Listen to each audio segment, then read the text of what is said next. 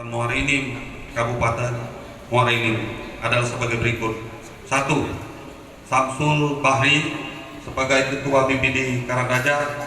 2. Elman Aprianto sebagai Wakil Ketua BPD Karangdaja. 3. Susi Puspita Sari sebagai Sekretaris BPD Karangdaja. 4. Hasan sebagai anggota BPD Karangdaja. 5. Agustinus sebagai anggota BPD Karangdaja. 6. Eki Saputra sebagai anggota BPD Karangdaja.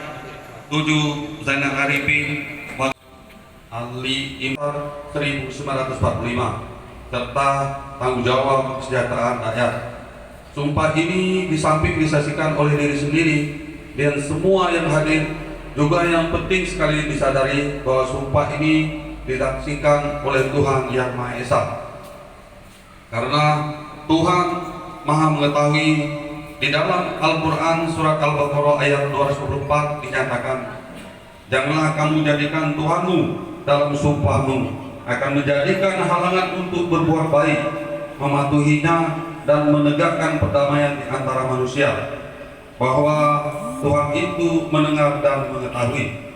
Oleh karena itu, memang manusia hanya dapat mengetahui dari kata-kata dan perbuatan seseorang, tetapi Tuhan darah. Tuhan mengetahui kedua-duanya, apa yang diucapkan dan apa yang disimpan di dalam hati saudara.